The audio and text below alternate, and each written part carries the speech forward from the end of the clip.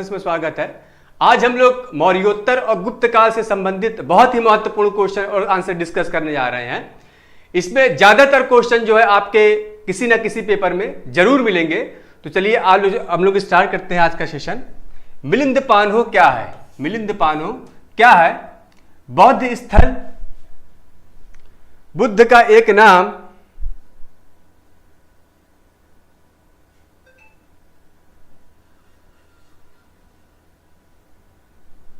बुद्ध का एक नाम, कला का बौद्ध नाम या बौद्ध पाठ।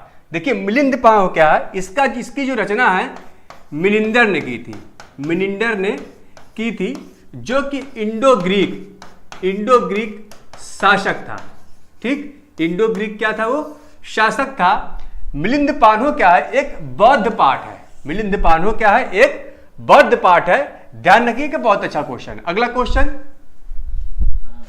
चरक किसके राज चिकित्सक थे?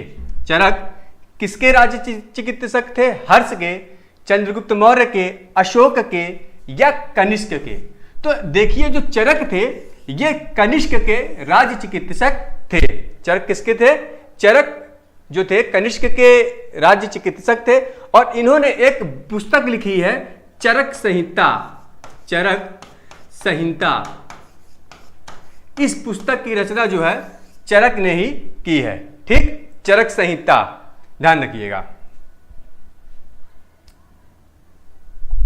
कुषाण काल में भारतीय और ग्रीक शैली के मिश्रण से विकसित कला विद्यालय को किस नाम से जाना जाता है? कुषाण कला, फारसी कला, गांधार कला या मुगल कला? कुषाण कला, फारसी कला, गांधार कला या मुगल कला? देखिए भारतीय और ग्रीक शैली के मिश्रण को हम लोग बोलते हैं गांधार कला। भारतीय और ग्रीक शैली के मिश्रण को हम लोग क्या बोलते हैं? गांधार कला। ध्यान रखिएगा। चलिए अगला क्वेश्चन, कुषाण वंश के प्रसिद्ध राजा का नाम बताइए। कुषाण वंश के प्रसिद्ध राजा कौन थे? कनिष्क, पुलकेशिन, हर्ष या विक्रमादित्य? तो देखिए जो कनिष्क थे ये कुषाण वंश के प्रसिद्ध राजा थे। ठीक, आइए अगला क्वेश्चन, कनिष्क किस वर्ष में राज्य सिंहासन पर आरूढ़ हुए? कनिष्क किस वर्ष में राज्य सिंहासन पर आरूढ़ हुए? 108 ईस्वी में या 78 ईस्वी में? ठीक, इन्हीं 78 ईस्वी में जो है कनिष्क राज्य सिंहासन पर आरूढ़ हुए, मतलब कि बैठे थे। और इसी वर्ष से ही शक संवत, ठीक, शक संवत जो है लागू किया गया था। ध्यान रखिएगा, 78 ईस्वी। अगला क्वेश्चन आइए, शक संवत किसने और कब शुरू किया?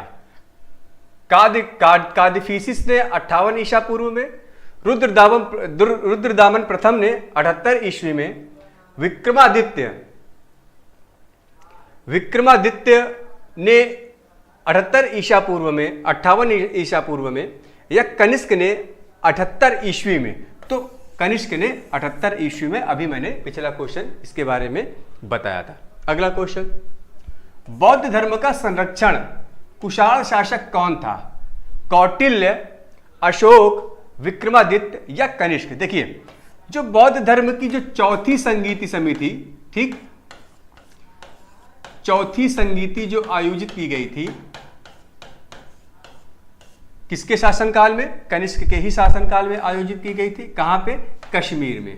कहां पे? कश्मीर में आयोजित की गई थी। और इसके अध्यक्ष कौन थे? इसके जो अध्यक्ष कौन थे? ठीक, वसुमित्र। ये जो है वसुमित्र की अध्यक्षता में इसका आयोजन किया गया था। ये देखिए जो अध्यक्ष थे वो वसुमित्र है, बहुत इंपॉर्टेंट है। कश्मीर में कुंडलवन। ठीक, बौद्ध धर्म का संरक्षण कुषाण शासक कौन था? वो हमारा कौन था? कनिष्क था। ठीक, अगला क्वेश्चन, कविराज मार्ग, मतलब निम्नलिखित साहित्यिक कृतियों का उनके लेखकों के साथ मिलान कीजिए। ये हमारे ये दिया कविराज मार्ग, आदि पुराण, गणित सारा, स्मग्रह, अमोघ पृथ्वी, महावीरचार्य, संकटायन, अमोघ वर्ष या जिनसेन? तो देखिए इसका आंसर क्या होगा कि कविराज मार्ग की रचना जो है अमोघ वर्ष ने की थी। उसके बाद जो है आदि पुराण की रचना जो है जिनसेन ने की थी। आदि पुराण की रचना जिनसेन ने की थी। गणित सारा स्मग्रह, गणित सारा स्मग्रह की रचना जो है महावीरचार्य ने की थी। और अमोघ पृथ्वी की रचना जो है संकटायन ने की थी। इसका आंसर क्या हो जाएगा हमारा? तीसरा। ठीक, इसका आंसर क्या होगा हमारा?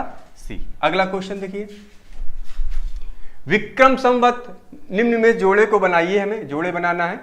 विक्रम संवत 248 एडी, शक संवत 220 एडी 320 एडी, कलचुरी संवत 58 बीसी, गुप्त संवत 78 एडी।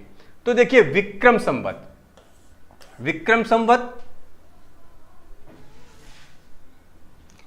जो है 58 बीसी, इसका तो वास्तविक क्या है डेट 57 बीसी में जो है इसको लागू किया गया, चला गया था, 57 बीसी ही माना जाता है, 58 बीसी।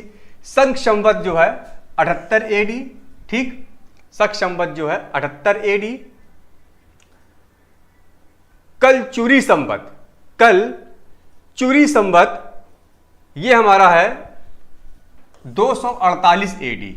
और गुप्त संवत 320 एडी, ये 319 है, ध्यान रखिएगा 319 में जो है माना जाता है। तो इसका आंसर हमारा क्या हो जाएगा? बी। ठीक, इसका आंसर क्या हो जाएगा? बी। अगला क्वेश्चन आइए, कला की गांधार शैली किसके शासनकाल में पनपी थी? कला की गांधार शैली किसके शासन में पनपी थी? तो इंडो ग्रीक शैली को ही क्या कहा जाता है? गांधार शैली कहा जाता है, ध्यान रखिएगा। और ये किसके शासनकाल में पनपी थी?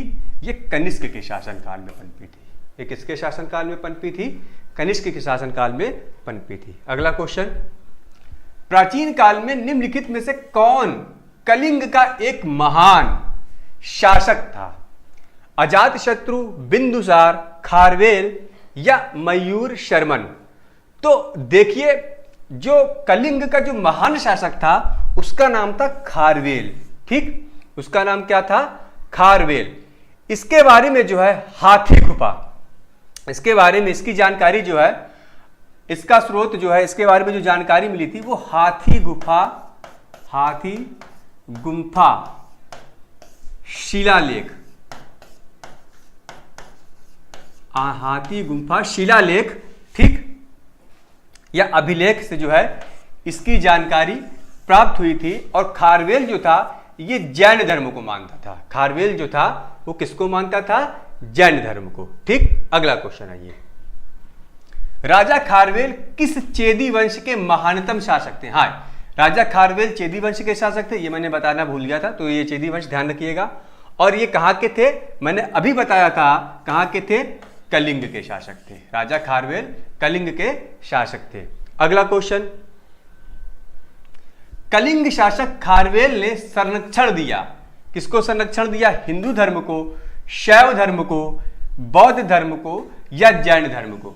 तो अभी मैंने बताया था कि खारवेल जो है वो जैन धर्म को के अनुयायी थे और इन्होंने ही जैन धर्म को क्या है? संरक्षण दिया था। इन्होंने किसको संरक्षण दिया था? इन्होंने जैन धर्म को संरक्षण दिया था। इसका आंसर क्या होगा? डी। अगला क्वेश्चन देखिए, सातवाहन का सबसे बड़ा शासक कौन था? सातवाहन का सबसे बड़ा शासक कौन था? शातकर्णी फर्स्ट, गौतमी पुत्र शातकर्णी, सिमुक या हाल? तो देखिए सातवाहन का सबसे बड़ा जो शासक था वो गौतमी पुत्र शातकर्णी था। कौन था? गौतमी पुत्र शातकर्णी जो था वो सातवाहन का महान शासक था। अगला क्वेश्चन, निम्न में से विद्या की सबसे पुरानी पीठ कौन सी है? तक्षशिला, नालंदा, उज्जैन या विक्रमशिला? तो विद्या की सबसे पुरानी पीठ कौन सी है? वो क्या है? तक्षशिला है। ठीक, विद्या की सबसे पुरानी पीठ क्या है? तक्षशिला है। अगला क्वेश्चन आइए, महरौली में जंग रहित लौह स्तंभ किसने स्थापित किया? अब देखिए महरौली कहां है? महरौली जो है दक्षिणी दिल्ली में है, दक्षिणी दिल्ली, महरौली वही कुतुब मीनार के पास। ठीक, वहां पे एक लौह स्तंभ एक जो है गड़ा हुआ है, काफी बड़ा जो है, काफी हाइट पे है, ऊंचा है। तो उस लौह स्तंभ के बारे में क्वेश्चन पूछ रहा है कि उसने उस लौह स्तंभ को किसने स्थापित किया था। तो देखिए गुप्त शासकों के समय का है, गुप्त शासकों के समय का जो वो लौह स्तंभ है, और उस लौह स्तंभ में लिखा भी है काफ़ी चीज़ें, और उसमें आज तक जो है जैसे पहले था वैसे भी वो लौह स्तंभ आज भी बना हुआ, उसमें आज तक कोई भी जंग के निशान नहीं पाए गए हैं। तो ये गुप्त ने जो है वहां पे जो है लौह स्तंभ जो है स्थापित किया था। ठीक, अगला क्वेश्चन आइए। गुप्त राजा जिसने विक्रमादित्य की पदवी ग्रहण की थी वह था स्कंदगुप्त, समुद्रगुप्त, चंद्रगुप्त द्वितीय या कुमारगुप्त।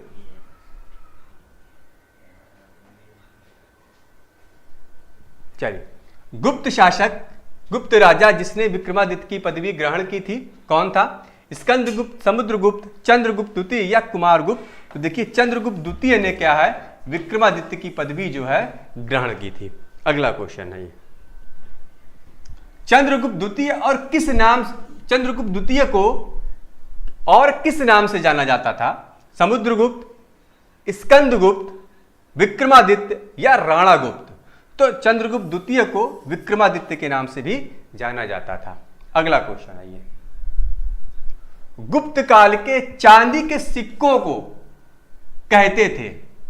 देखिए गुप्त काल में सोने के सिक्कों को, ठीक, सोने के सिक्कों को, सोने के सिक्कों को दीनार कहा जाता था। ध्यान रखिएगा, सोने के सिक्कों को दीनार कहा जाता था और चांदी के सिक्कों को रूपक कहा जाता है। ठीक है, रुपयक या रूपक कहा जाता था। ये सोने के सिक्के, दीनार जो थे वो सोने के सिक्कों को कहा जाता था। ठीक, अगला क्वेश्चन, हरिसेन निम्नलिखित राजाओं में से किसका राज कवि था? हरिसेन किसका राज कवि था? अशोक, समुद्रगुप्त, चंद्रगुप्त या हर्षवर्धन। अशोक, समुद्रगुप्त, चंद्रगुप्त या हर्षवर्धन। जो हरिसेन जो था वो जो है समुद्रगुप्त का राजकवि था। हरिसेन जो था वो समुद्रगुप्त का राजकवि था। ध्यान रखिएगा, बहुत अच्छा क्वेश्चन है। और हरिसेन ने ही इलाहाबाद, ठीक, प्रशस्ति या इलाहाबाद शिलालेख, एक मिनट, इलाहाबाद प्रशस्ति, इलाहाबाद प्रशस्ति लेख की रचना की थी, जिसमें जो है उसने समुद्रगुप्त के बारे में बताया था। ठीक, किसने की थी? इलाहाबाद प्रशस्ति लेख की जो रचना है उसको जो है हरिसेन ने की थी। ध्यान रखिएगा।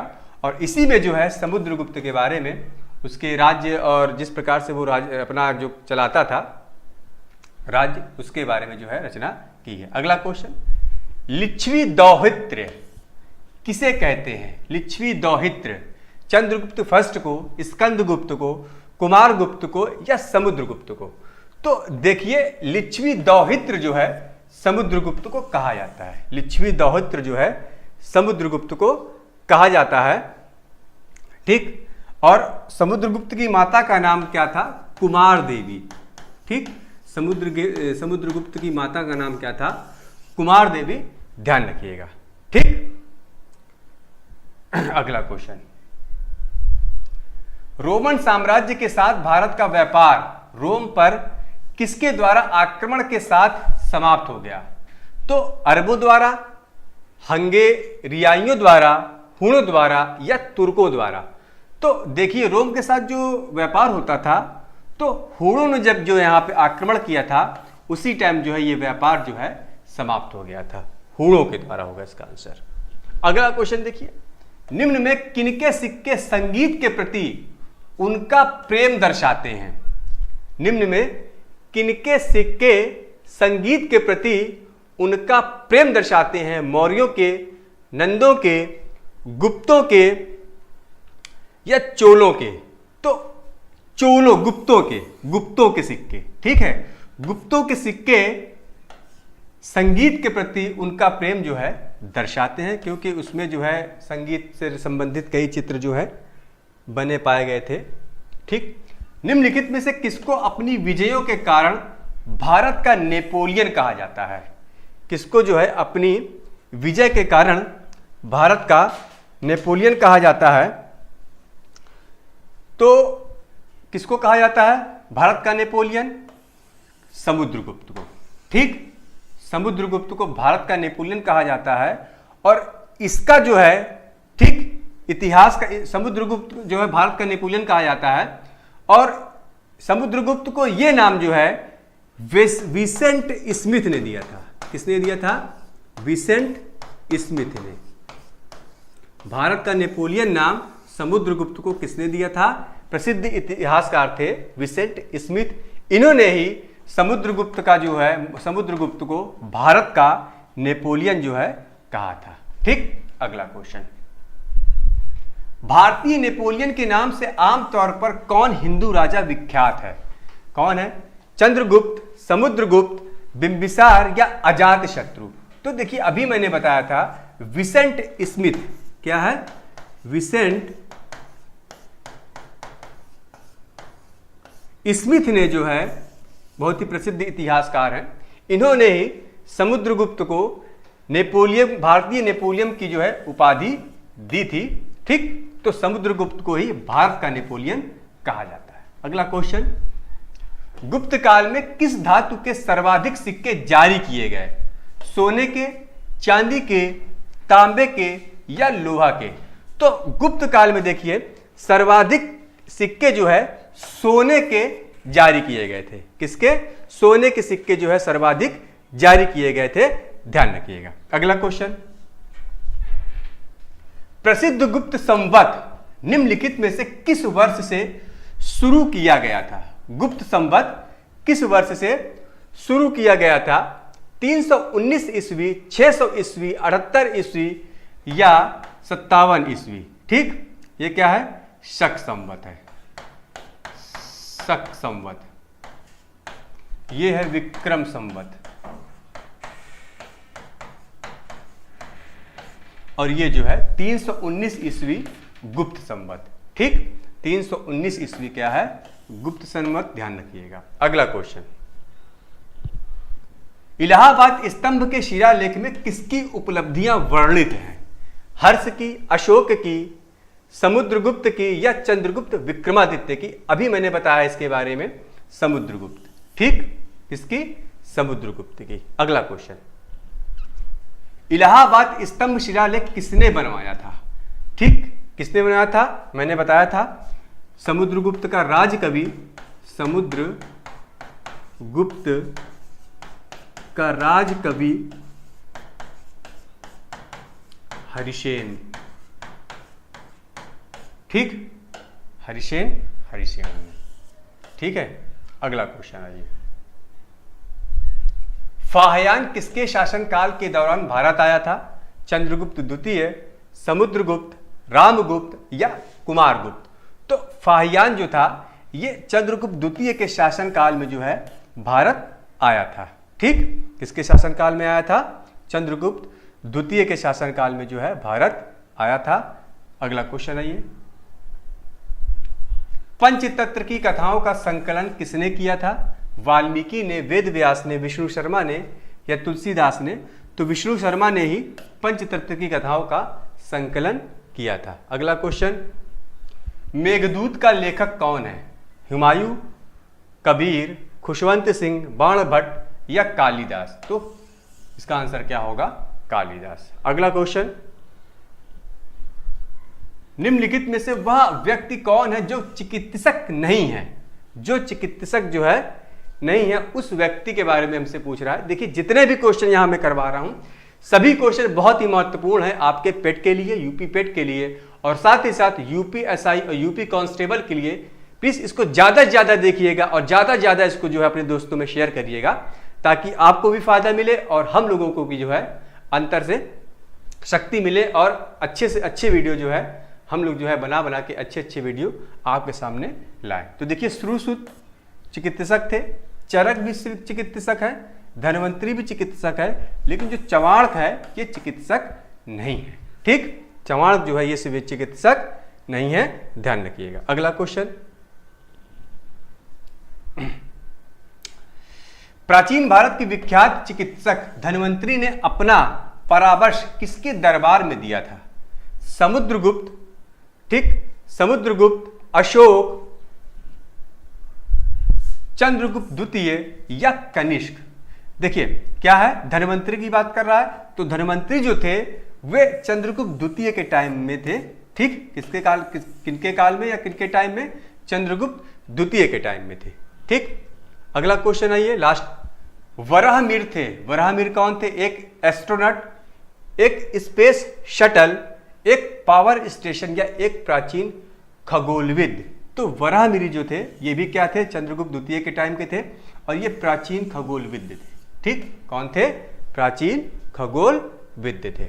लास्ट क्वेश्चन है आज का, किसके शासनकाल के दौरान अजंता की गुफाएं निर्मित की गई थी? बहुत अच्छा क्वेश्चन है। किसके शासनकाल के दौरान अजंता की गुफाएं जो है निर्मित की गई थी?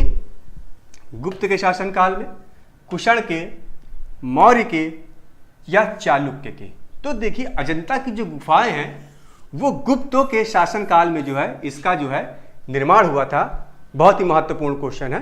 तो आज जो है, आज हम लोगों ने मौर्योत्तर और गुप्त से संबंधित, गुप्त काल से संबंधित बहुत ही महत्वपूर्ण प्रश्न और उत्तर का जो है उत्तर को डिस्कस किया है। अब नेक्स्ट सेशन में जो है हम लोग अगले टॉपिक को डिस्कस करेंगे। आशा है आज का सेशन आप लोगों को बहुत ही पसंद आया होगा। तो प्लीज इसको ज्यादा ज्यादा अपने मित्रों में शेयर करिए, लाइक करिए और सब्सक्राइब करिए। Thank you for class.